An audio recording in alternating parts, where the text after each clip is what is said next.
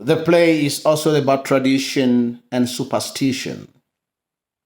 The birth of twins is considered as a special birth, and there is a special connection between the children in life and in death.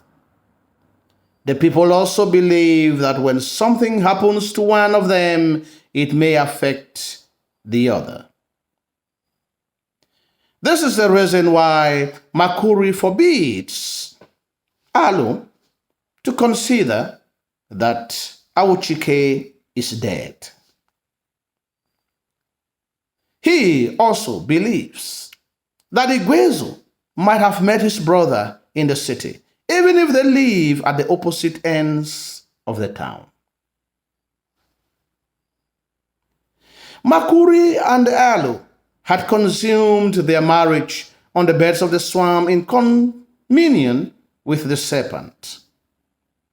The people believe that such practice attracts blessings from the serpent deity, and the twins that they have had is the resultant effect.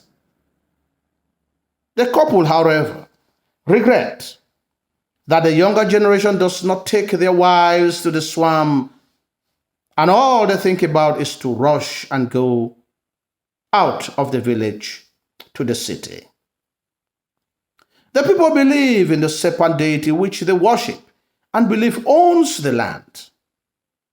Any attempt to reclaim part of the land and render it productive is considered sacrilegious.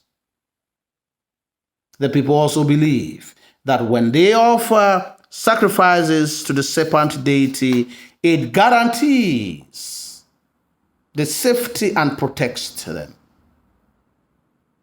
This is the reason why they have so much reverence for the chief priest, the Kadiye. He collects offerings of grain, bulls, and goats, which he claims that he offers as sacrifices to the serpent to tame the waters. The fact that he looks well-fed, smooth, and well-preserved points to the fact that he uses the serpent to exploit the people, highlighting hypocrisy. During the period of the rain, the Kadiye decides not to shave or take a bath. He also relies on the soothsayers to declare if the rains have ceased or not.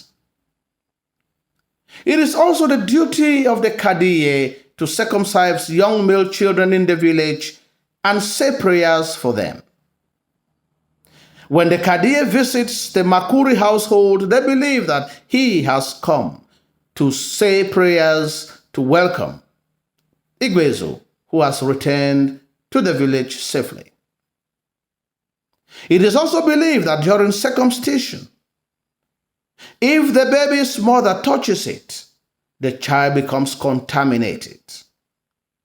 It is therefore the duty of the Kadiye to perform a purification rite or ritual to cleanse the baby of contamination. This is what happens to Daruga's son. It is also natural that mothers can choose wives for their children, like Alu chooses Desala, hoping that she will make a good wife for her son. Nevertheless, she ends up in the hands of Awuchike, who entices her with money, highlighting materialism and infidelity.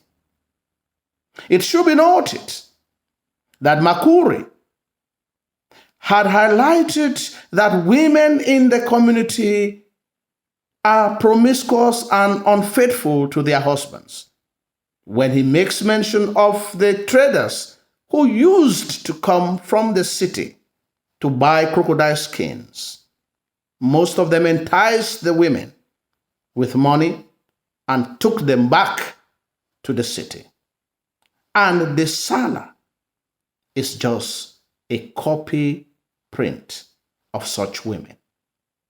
Nevertheless, there are also women who have moral rectitude, as Makuri boasts that he is one of the rare men who can boast that their wives had stayed faithful to them all through their lives, despite Alu's beauty in her tender age, which attracted so the view of many of the traders who came from the city. She had stayed faithfully to her man.